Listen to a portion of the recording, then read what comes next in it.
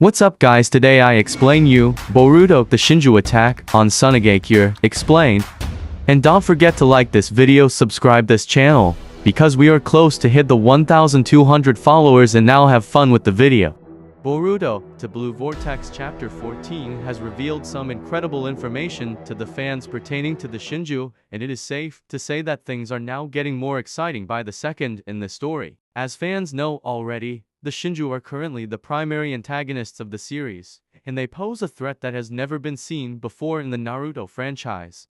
Boruto and others must stand united against this threat, and defeat every single one of them, saving the planet in the process. So far, the Shinju have only just gotten started, which means that things are going to get much more bleak for the shinobi kind because of them. Their attacks were only limited to Konoha up until now, but now, they're race-seeking targets from beyond Konoha as well. And, as it so happens, Sunagakure has now been targeted.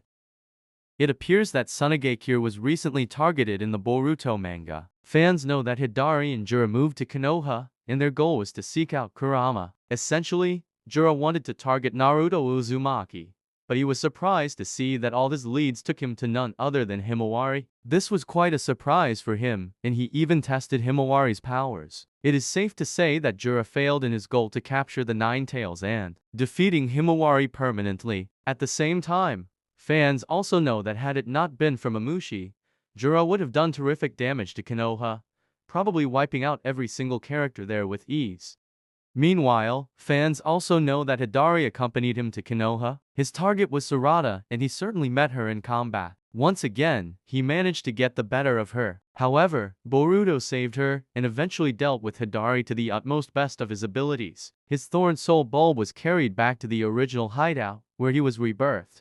While Jura and Hidari did this, it appears that Matsuri had different goals set out for her. From the looks of it, Matsuri went to Sunagakure and attacked them. The targets right now are known to have been Gaara, and with him, Shinki. It is evident from Boruto to Blue Vortex chapter 14 that Gaara ended up being defeated, and he is likely injured. At the same time, Shinki ended up losing the battle, and he was the one being turned into a god tree, which essentially confirms the idea that the new Shinju is based on him.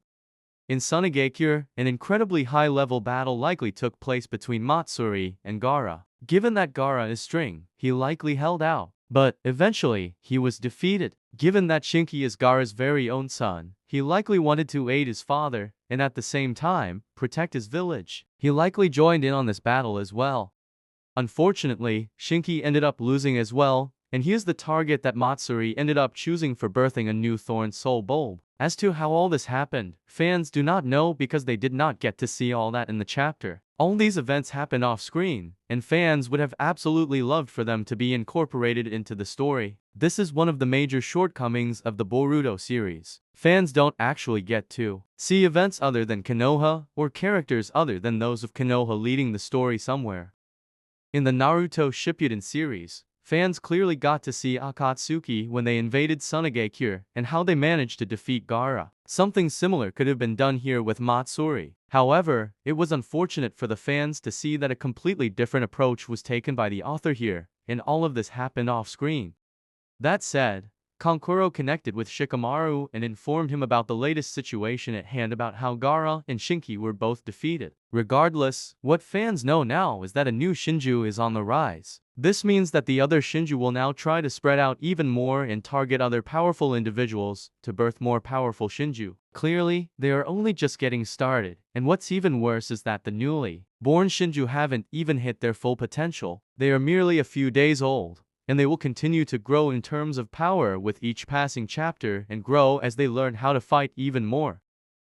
As far as the new Shinju goes, Boruto to Blue Vortex chapter 14 confirmed it to be Ru. This Shinju was first teased in the previous chapter of the manga, and the latest chapter of TBV revealed to the fans that the name was Ru, which literally translates to grain or particle. Given the little translation of this figure, it wasn't hard for the fans to put two and two together and figure out that this was someone from Sunagakure. Based on the design itself, fans know that this character was none other than Shinki, and this essentially means that the new Shinju could have powers related to magnet release, along with the powers of the 10 tails, and of course, the Rinnegan.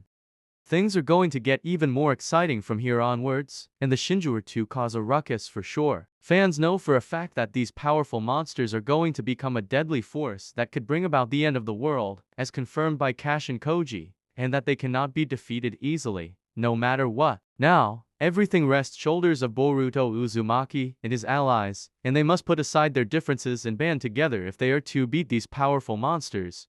For now, this doesn't appear to be something they can accomplish. Boruto might be strong enough to take on one of the Shinju, but he is still far from Jura's level. If anything, Jura might be even stronger than Ishiki. It was confirmed in Boruto TBV Chapter 14 that Jura is unlike any other Shinju. He is not based on anyone, but is the pure incarnation of the Ten Tails itself. Furthermore, Jura, just like the other Shinju, is continuously growing. He has not even exerted half of its power in the story, and yet, he was able to do collateral damage. Jura considers his restrained powers to be enough to kill Boruto, and that statement speaks for itself. As to what he's capable of doing at his full power, only time can tell.